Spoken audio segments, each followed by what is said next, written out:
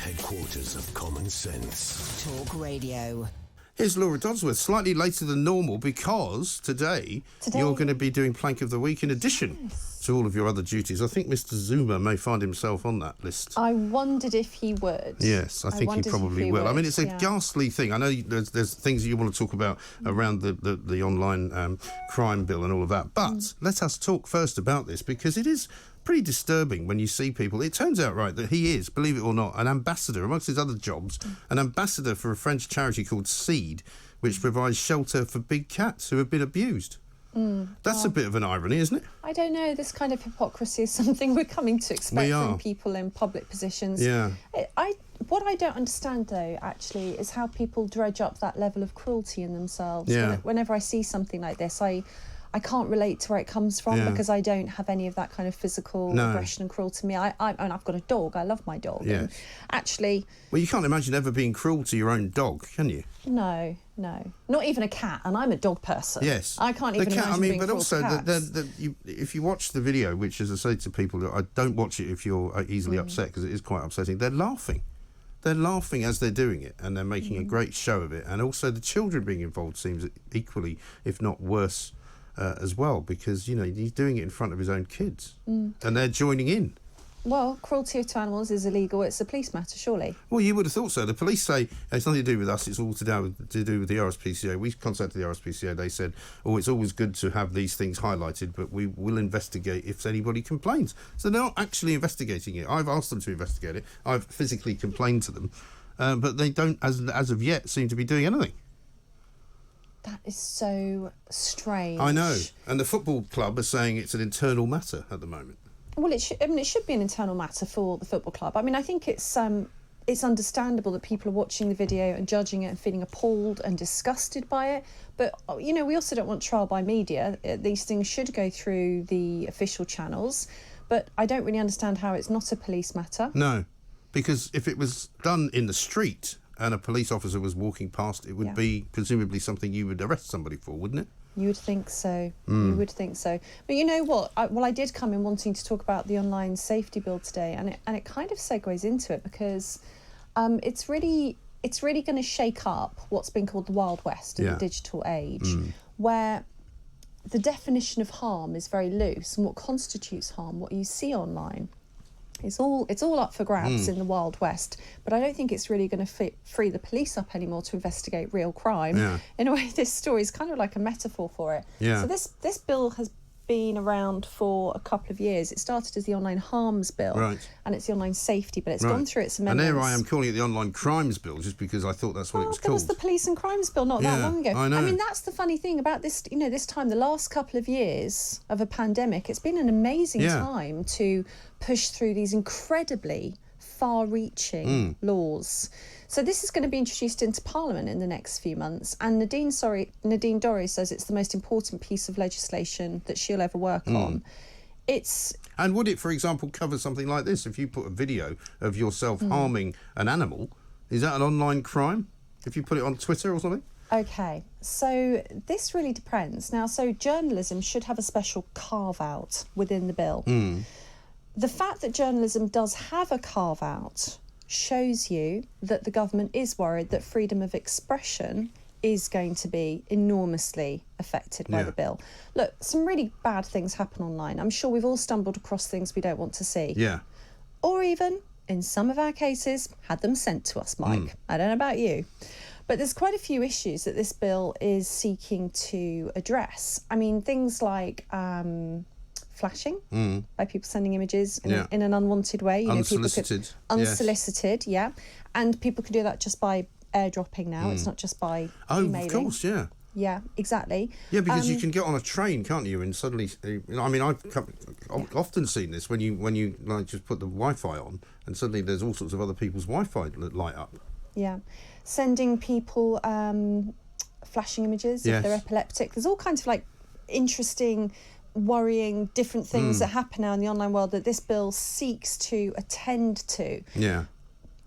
But it puts a duty of care onto the online providers to make sure that this harm doesn't reach us. Right. What it's doing is making the social media companies, the police, rather than Right. the police. And the definition of harm is quite interesting. I brought it with me. Okay, so for instance, there's a psychological harm offence, and it carries a sentence, by the way, of up to 2 years. Oh, yeah. Okay, it's not insignificant. That will include things like comments left under articles. Okay. So who judges whether it's a psychological harm has been done? Well, okay.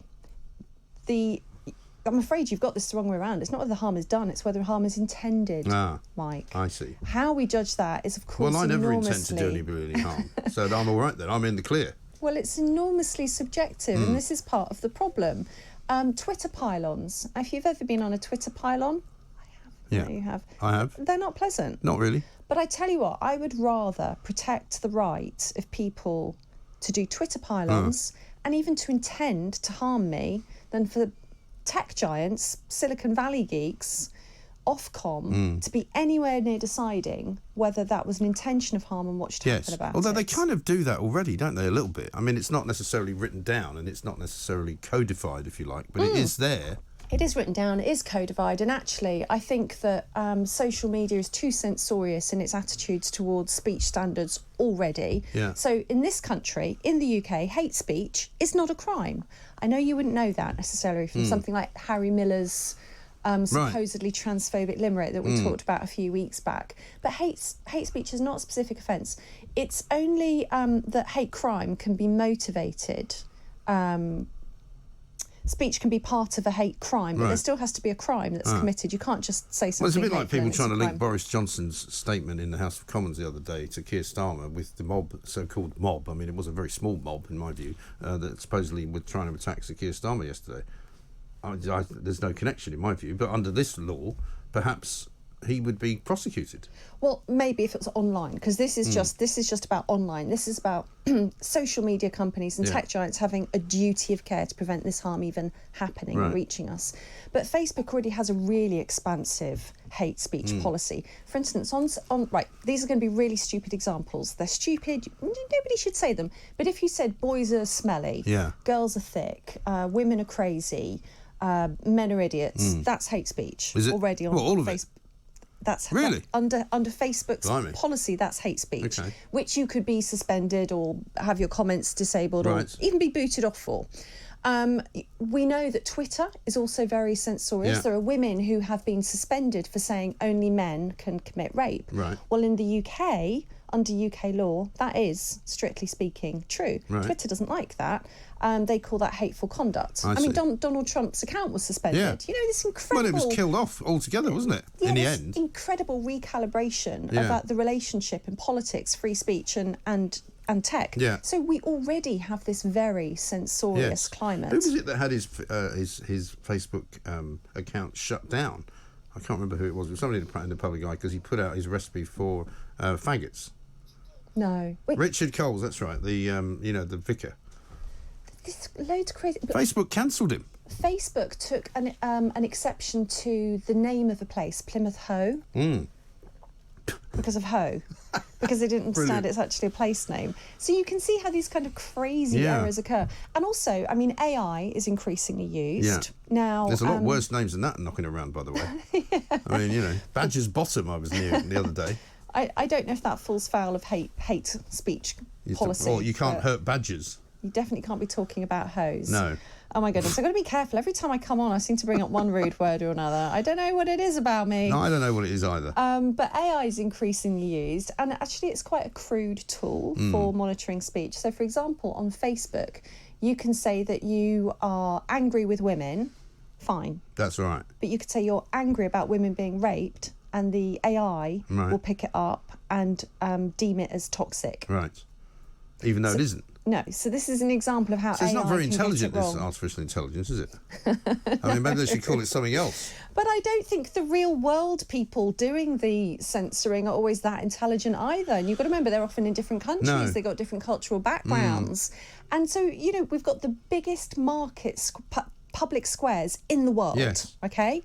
There's all kinds of crazy stuff and harmful stuff happening. It's like, what do we do about it? Well, here in the UK, we are basically bringing in an authoritarian blueprint for how to suppress free speech.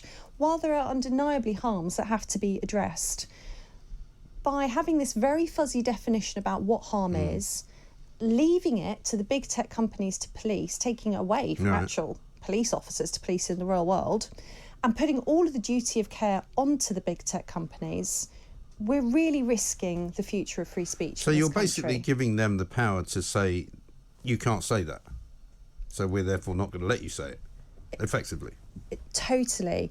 And actually, there are very significant penalties. You might have seen the headlines a couple of days ago. The big clickbait headline is Zuckerberg could even go to jail. Right. In theory, they could face criminal prosecution. Right. But the fines are something like 10% of, I think, gross annual revenue. Right. Or £18 million. I mean, the fines that can be levied are huge. So it's supposed to be and a who massive gets that money? stick. The government. I guess that'd be the government. But I mean, I can't see it happening because obviously what's going to happen is the social media companies, which are already censorious, they already have a policy which goes above and beyond law in this country, is going to get worse. Well, we suffered at the hands of YouTube as a station because even though we're regulated by a government regulator, Ofcom, and whose rules we hadn't broken, they decided between themselves that something we had done was somehow punishable by suspension. Yep. And we never really found out what it was all about. But eventually they reinstated it and it was fine and they admitted it was a mistake. But it's just, it's. I used to find it incredibly annoying that I would go onto Facebook and see interviews that say I've done with Peter Hitchens, and whatever you may call us, the two of us, we're both pretty experienced journalists. And there would be a warning on it saying, some of the information in this interview may be misleading. And you go, sorry. Well, some geek in, Sacramento has decided that, two very esteemed and reasonably well-respected journalists are making stuff up. Well, we're not, actually. Yeah, they do that. They remove content. They shadow ban content. Yeah. That means deliberately reduce its reach. Well, you can't see stuff, yeah. I mean, there was an example where Dr. Carl Heneghan, who is the director of Oxford University's evidence-based medicine, wrote an article that was published in The Spectator, and Facebook flagged it as false information. I mean, how incredible. Yeah. Did you not have a problem with your book as well on Amazon, that it was kind of harder to find at times than others?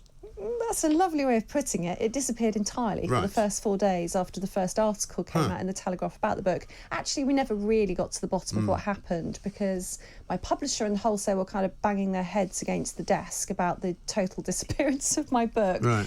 And Amazon just said it was an algorithm problem. But even and they now, can say anything, can't they, really? And what do you do? And of course, publishers and wholesalers have this, they don't have the power in that relationship with the company that sells something like 60% of the world's books. Right. I made that figure up. I don't know if it's 60%. It probably That's false is. information. Put it online, and a few months down the line, we could be cancelled. Yeah, well, exactly right. Because it's false now, the information. other aspect of this that I was hearing about this morning is also that you're now supposedly going to have to register yourself, are you not, if you want to look at porn. I don't know if it's just porn, but, that surely is a recipe for disaster as well, isn't it? You need to do age verification. Yeah. I mean, I have to say, I think this is a really complicated one because minors shouldn't be looking at pornography. No, they shouldn't. But they all are, though, I'm afraid to tell you. They're all doing it. Tra-la-la-la-la-la. Nothing about it with my teenage sons. Yeah, I wouldn't ever look at their phones if I were you. Oh, I'm not allowed anywhere near their phones. Yeah, you will have to do age verification for pornography. I mean, in the end, I think that was probably inevitable. I mean, I would like to see more power going into people's hands. So, for instance, having easy ways... I mean, for goodness sake, we should be able to do this. Age-appropriate controls on information. More block buttons. Yes. More mute buttons. But they don't work, any of these things, do they? They do work. We've if tried there's it as somebody you don't parents. want to see, but if there's somebody you don't want to see on Twitter, you can mute them or block them. Oh, you can? You could mute certain words. Perhaps we should have better controls for, like, family app and technology device sharing between us. So rather than putting all the power into big tech's hands, we empower people instead to make the choices about but all what of these we shields, want to see. right, etc., I've all got terrible flaws in them, which anybody with half a brain, and that would include most teenagers who are very good at this kind of thing, they get around it. It's not difficult. Well, you have to praise the ingenuity. Yes, but I mean the point is that's what they do. The more you try and block somebody from doing something, if they want to do it, they'll find a way. Yeah. In unfortunate circumstances. Yeah, of course. And, someone can pick up their parents' phone or iPad and accidentally see something. You can't protect people from all harms in all ways. And I wonder if that is the overreach now of the government, because they thought they could stop us from getting COVID. Now they think they can stop us from any other kind of harm as well. But they can't, can they? Yeah, of course, this all has happened during COVID. I mean, you mentioned Ofcom before, so Ofcom will be the regulator for online, and I'm personally not too thrilled about this.